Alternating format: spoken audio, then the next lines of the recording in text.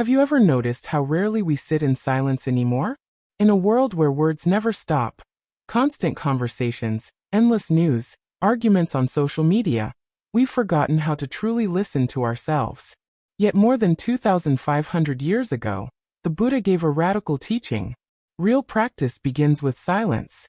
Not silence as in simply closing your mouth, but silence as a doorway to inner stillness. Because when the mind is quiet, the inner obstacles, the demons of craving, anger, and confusion, begin to dissolve on their own.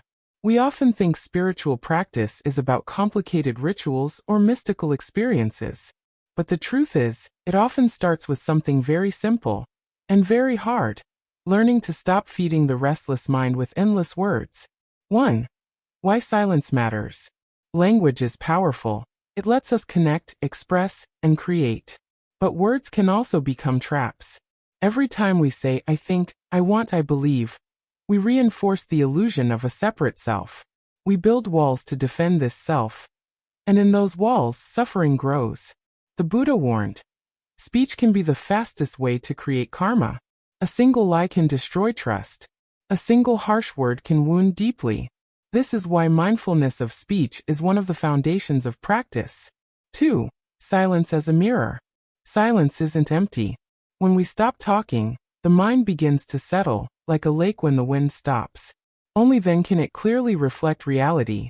Words are like labels, they describe, but they can never capture truth itself. As the Buddha said, ultimate truth is beyond words, beyond thought. You can't study silence, you can only enter it. 3. Silence breaks illusion. What we call demons aren't monsters outside of us.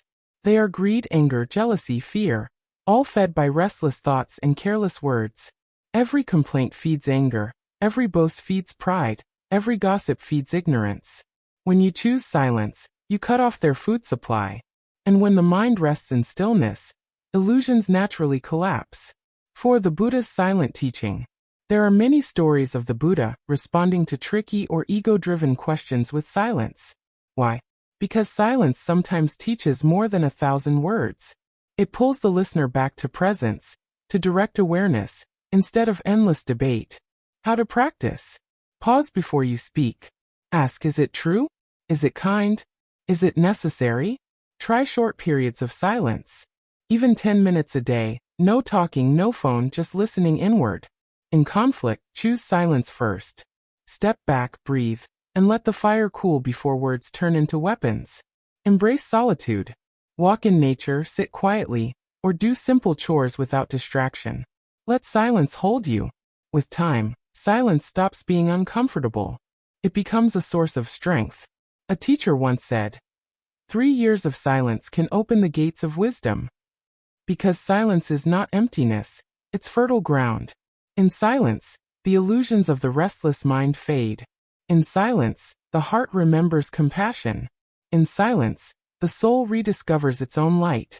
So next time you feel the urge to argue, explain, or fill the air with noise, try silence. Let the stillness speak. You may discover that true practice, true awakening, doesn't begin with more words. It begins with less.